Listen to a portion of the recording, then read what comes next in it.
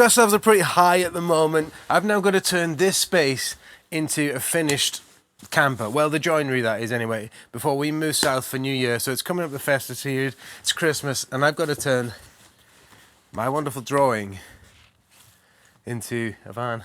Let's see how this goes. 8 days, clock starts now.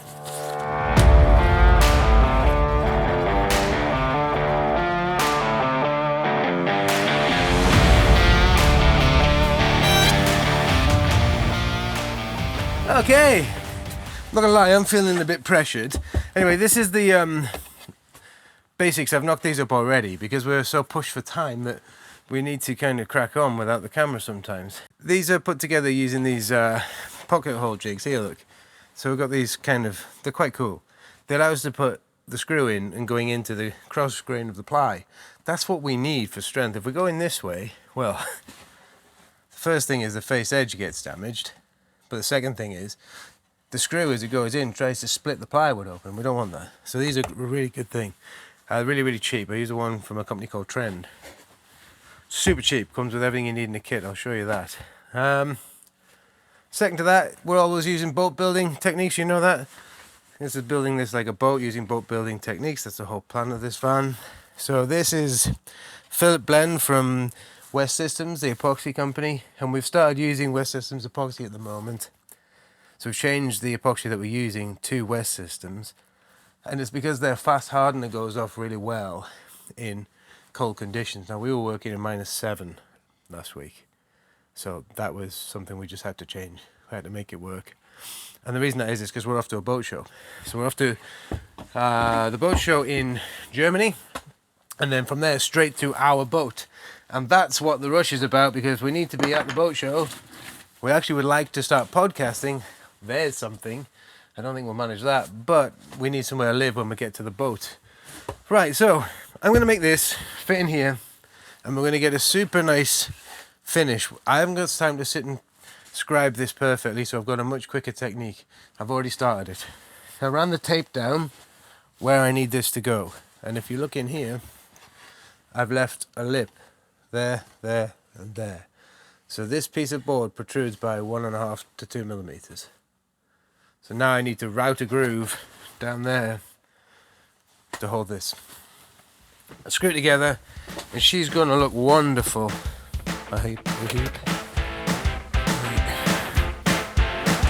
So, fridge has got to come out so that I can screw into the plywood.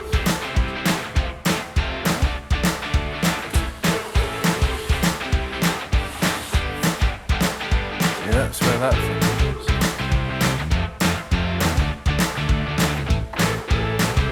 So I've come across a bit of a problem. Where I've done this, I measured where I thought the fridge finished, but the fridge actually finishes further back to be flush with this bulkhead, not the worktop. So yeah, in my rushing around, when I drill through here, you'll see the screws on the other side. So I've either got to roll with the punches and swallow the fact you can see the screws, or I have to remake this cabinet to push it back a little bit, which I'm going to check it out now. Here, if I move this back, we should be okay. So that's where the drain is. I want to go that way, cut some off that side.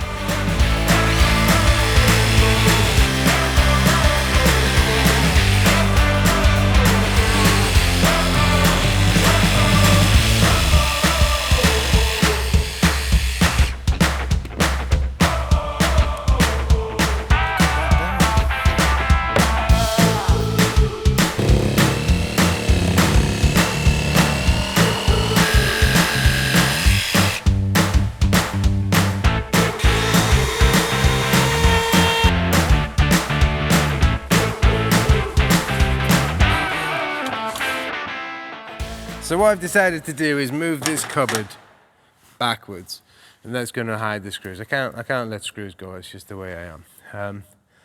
Okay, so we've done that, and then I've just placed this up against the bulkhead and ran some blue tape, basically where that edge sits on the bulkhead. Bulkhead's going up like that.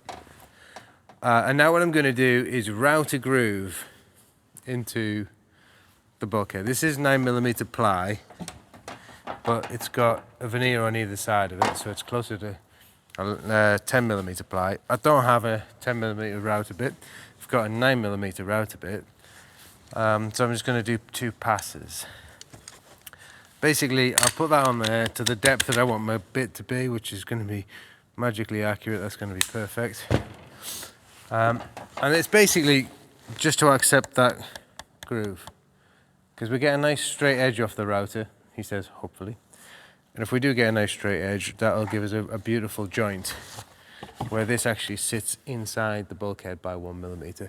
It's a neat, quick trick to get around having to scribe everything every time and get it perfect. And it also makes it very good structurally. So to get a straight edge, I'm going to use my cheapo Wicks. That's like a hardware store here in the UK. Super cheap, not very straight edge, and hope we get a straight line. That makes sense.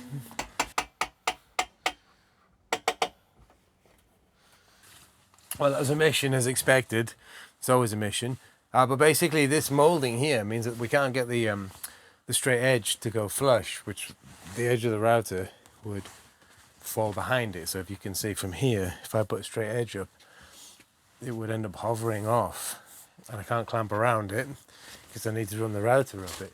So this is a piece of Corian. It was reserved for the shower tray. It's now being used as a straight edge.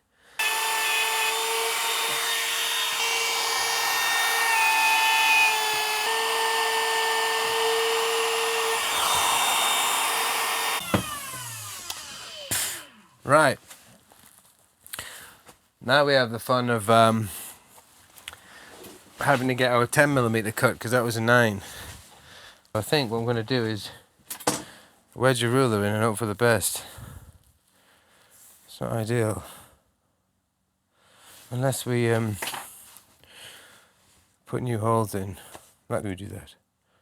I think I would prefer to put new holes in. I won't put new holes in.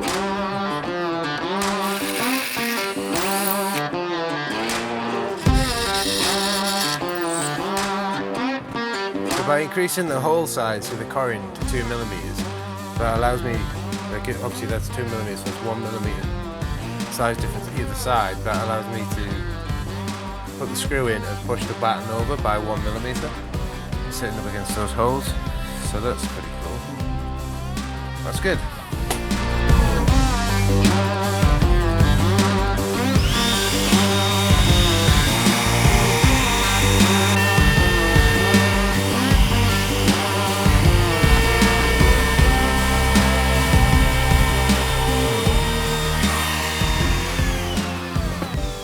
All right. Oh, my knees didn't like that.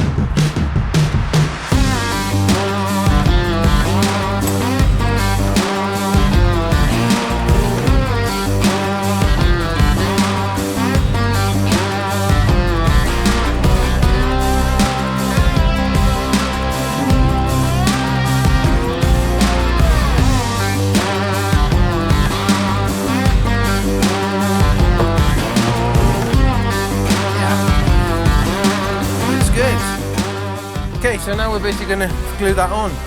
So 2 glues for that, a bit of epoxy and a bit of Sikaflex as well.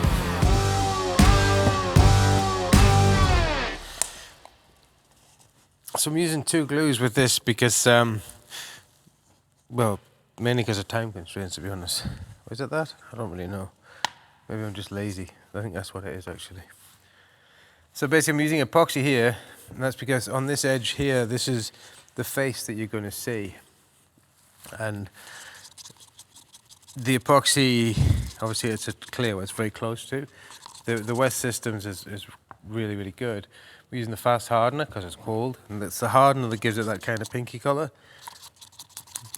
I think they do a transparent hardener as well, but if not, I know that they have a sister company that definitely does. That's one of the ones we often use, but due to temperatures we're using this at the moment. Anyway, this is going on here so that it's clear, and at the back, in order for these hoses to run through here, we've got to stand this off a little bit. So you can see we've got a bit here. So I'm using Sikaflex, a polyurethane sealant. It's 291i that I'm using. That is the expensive one. You don't need to use the expensive one. We use that because we're generally building boats, and that's the best one to use for boats for most applications. I also like the Bostik one, which is similar, but for me it's just a case of finding out what's a good price at the time, and we get a good deal from the guys at Marine Industrial on Secret at the moment, so that's what we use. So I'm just gonna slap this on here, and we're using the Secret on here. The reason I'm using the Secret is it's great because I can put it on thick, and it's much more cost effective than using epoxy for everything. And we're using old oil painting brushes from Jenny's next door neighbour. It's all high tech here. So this gets screwed on with some small screws from the other side.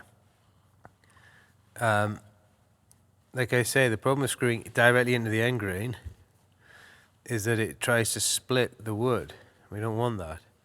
So I'm going to use very small screws to get around that. And basically, they're just to hold it until the glue sets, or the epoxy does. Putting plenty on so we get a bit of squeeze out. And we know we've got plenty in.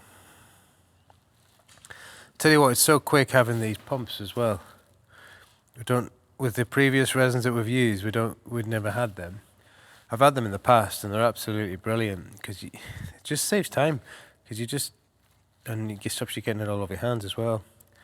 They say it's a perfect mix every time. I don't know how true that is, but it's worked every time for me. So, right, there's that one. Now get the seeker. Where's your gonorrhea at? There you are.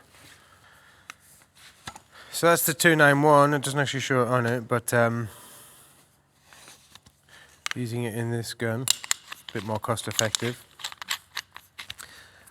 We don't really have a problem with it setting too hard at the workshop at the moment because it's cold, but that's a little thing which I was going to come to. If you find that this stuff goes off, or it's going off too quick on you in your workshop or whatever, what you can do when you've got a tube, so what I mean is when you've got a tube half used, is take it out and put it in the fridge, and it'll stay alive for a lot longer. It's a great adhesive. It's cheaper than the epoxy. But I must be honest, I think the epoxy is brilliant because if I had to choose one or the other, I would choose epoxy because it's so versatile. We can glue things together with it, we can laminate, we can do fiberglass work, we can do carbon work, resin infused shapes, we can do all sorts with it. Oh, that's more than enough to fill the gap, isn't it? And some on the bottom to stop it squeaking. Right, find some screws and let's go for it.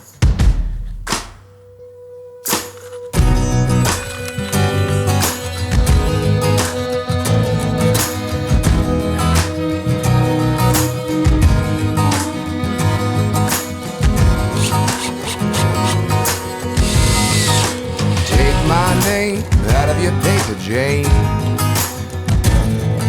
I've seen something forever change the game. Righty, metal beat whoop ya. Forgive me, love, for the blame I sent to thee. So this is something that I made a while ago. Again, using the pocket hole saw and just basically some hole saws and a jigsaw to cut those out. I'm going to show you how to use the pocket hole saw on the next bit, which is when I've got to make basically 2 seats to go in there. But first I need to get this bedded in so I know how to make those seats, know what sizes I'm playing with. I've got this in here. This is where our lithium's going to live, in here, hence the cooling here, and then we've got like that bit comes out, so we can get 600 amps of lithium from Victron fit in there, with actually loads of space in there to get even the BMS and the likes if I want to. But I think I'm going to move the BMS somewhere that I can see it. I like to see the blinky lights, you know. Right, let's see if this still fits in here. That is as good as gold. Right, let's just leave it. Do I want to glue that in now? Because I haven't done these, there's another cupboard here, you see. Now I haven't cut that one out because we need to know the angle. I could cut that one out. I'm pretty sure that's the angle of my seat. On this side, I'm not so sure the problem that we've come across is that the seat, you know, you want it to go as far back as you can so it doesn't protrude into the living space so much. On that side it's a bit tricky because we've got a great big steel pole coming down that the bed drops up and down on. So this one can go further back. In that case the angles may change a little bit. Also because Jenny's decided she wants this side. She likes to sit more upright than me. She's proper. Isn't that right, Ben? We're doing it. Worry about the consequences later. She's going in. Whether she likes it or not. Oh, Duke would love this. Our friend Duke from Odd Life Crafting. He loves Seeker. He's got an obsession with this stuff. And PPE.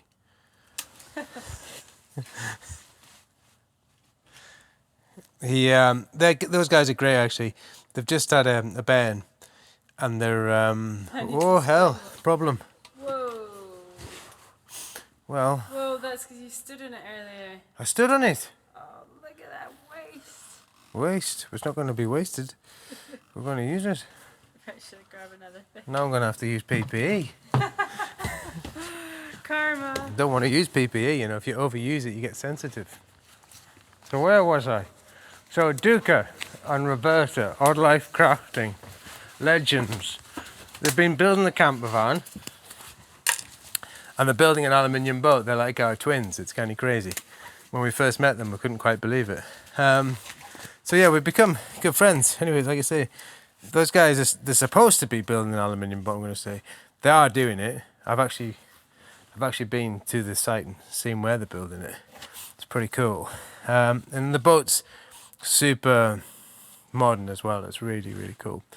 But yeah, at the moment it just seems like poor Duke is waiting for his boat to get finished by the Meta Boatyard, who I must say have been unbelievably slow in my eyes anyway. So yeah, he's waiting for that, and he's now building his second workshop while he's waiting for it, so that's going to be cool. You should guys go out, check out those guys and see what they're doing. Definitely worth a look. When they get that boat in their workshop, it's going to be amazing. This is going to be messy.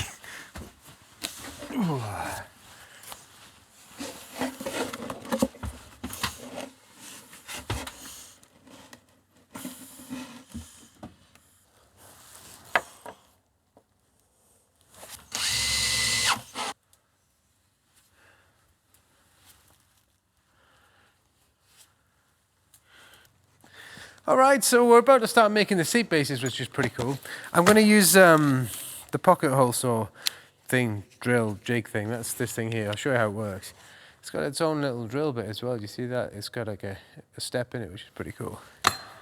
So that's what we're going to use, and I'm just going to make it out of straightforward this stuff here. It's just like beach face kind of plywood, 12mm. That should be fine.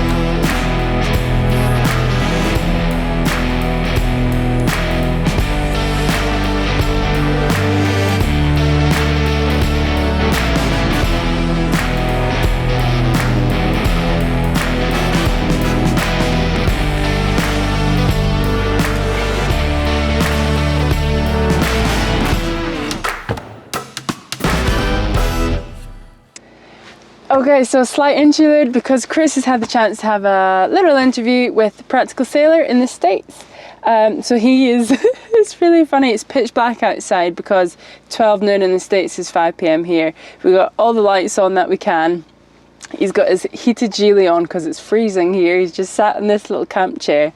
We're trying our best for Practical Sailor. We've got the Jenny running outside. And so I am in our little home. Yeah, this is where I do a lot of my editing, and I've had a lot of meetings in the front cab. Yeah, trying to make it as easy as possible, but it has been quite challenging living in the small space. We've got no insulation, obviously no toilet, no running water. So I'm really looking forward to a little bit of comfort and luxury in the rowboat once it's ready. We've got a drinks cabinet here. Chris is partial to a little bit of Tobermory Scottish malt. I was going to give you a tour, but I mean, this is it. I'm just going to leave the camera where it is. I'm actually working on a mini dock just now. One of our friends from Sailing Yacht Zora, don't know if you already follow them, you should check it out. They've just come back from Greenland, so we're doing a little mini dock, so that's a real breath of fresh air to be editing and inspiration for getting our boat up there one day in the not too distant future. But first things first is getting the van finished. So yeah, an hour's break for this call for Chris. I'm going to crack on with this, and then we'll be pushing on to get this saloon built.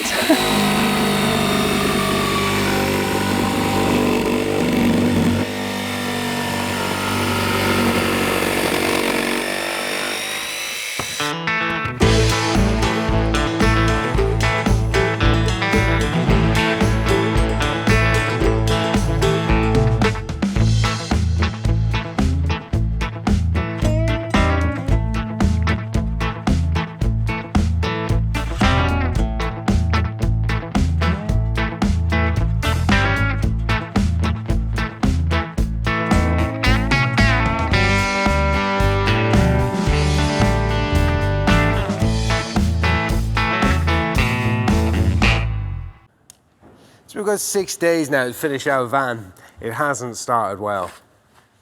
The generator is absolutely, well, it's fine, it's just not working. Basically the recoil snapped this morning. I don't know where the piece of string is, there it goes. So we're running on generator power, which is why it's dark in here, because we can't see anything even during the day without lights. I mean, it's like daytime now, it's 10 o'clock. So yeah, got a lot to go. We've got a lot to get sorted in the van. We want to get to Boat Dusseldorf. But we've got to do we need heating for a start, because it's usually freezing there. Last time the river froze. Heating, electricity would be nice, and a bed, would like a bed. Fridge, don't really need a fridge, it'll be cold enough. Anyway, moving on. Let's get this working.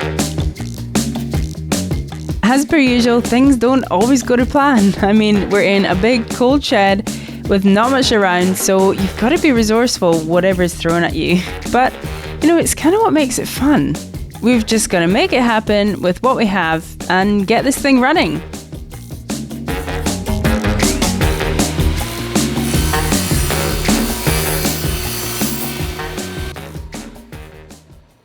These seats are inspired by a particular Spirit yacht.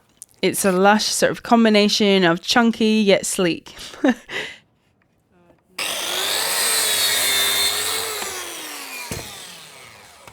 We're now creating the part that will be covered in leather and will look super plush. Well, that's what we hope. Kind of seems hard to believe right now, but all those super luxurious yachts out there, well, it's all just screws and wood under there, and this is how it's done.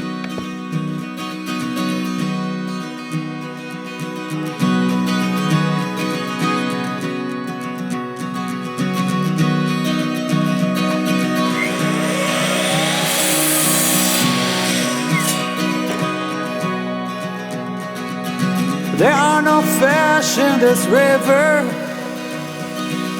the lost boy kindly said. If you like to stay for the winter, I'll share with you my bed.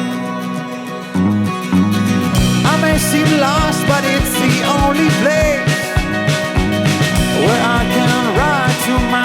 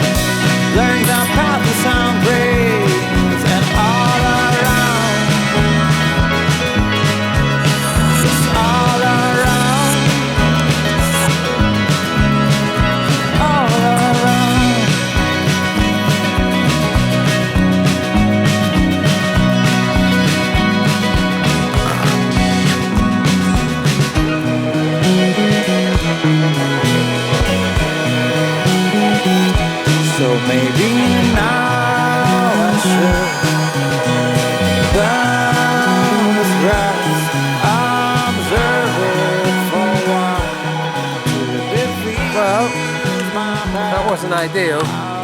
But the plywood here, you can hear that rain, it's hammering it down. The plywood's a bit cheap and it's kind of exploded. It's no big deal, we'll fill it with, I mean, you could use the epoxy again. You could use the epoxy with a filler. Something like West Systems, that's bad, isn't it, that weather? We could use something like West Systems Microlite, which is basically another filler. I use it all the time for filling in bits and bobs. But for this, because of temperature, we're going to use car body filler. This is going to be covered in the leather, so we're not going to see that, but that will be seen through the leather, even with the scrim foam under it. So we'll fill all of these holes with car body filler because it's polyurethane. We can over catalyze it. I'm not bothered if it cracks a little bit, and it'll go hard in these conditions. All right, let's see what this looks like in the van. There we go, once you fig.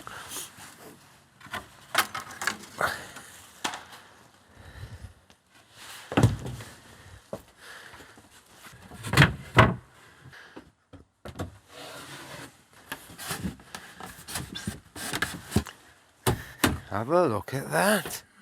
A chair. So, obviously I've got to tidy the backrests up and make them so that it lifts out and we can get to the cupboard underneath. But before I do that, it's basically repeat the process, I think. Happy days.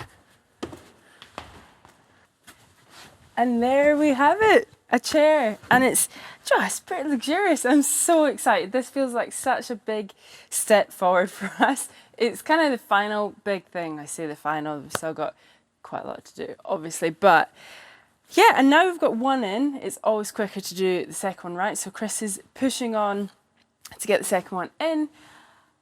Yeah, as with all boats and vans, it's kind of a balance between comfort and space and storage and stuff. We have quite obviously opted for the comfort side of things, which means storage might be a little bit limited, but I'm pretty, oh, here we go. Oh yeah. And just like that, second seat base. We've got all this storage for our clothes and little ducats here. I think it's going to be okay. And obviously having the bed as a pop top coming up and down, it's keeping the bed out of this whole area, which kind of all makes. Oh, here we go. Check I it don't have the rest out. of the seat, but I have an upgrade. Where are we at here? Now look at that look. Armrests. Yeah. It's gonna be cool. Yeah. So these seats have been inspired by the Spirit 72D. Deckhouse. Deckhouse. Yeah. Deckhouse. DH. Anyway, Spirit Yacht. Gorgeous inside. That's what we've taken the inspiration from. So obviously this has been a huge joinery job. Next job is to luxurify them.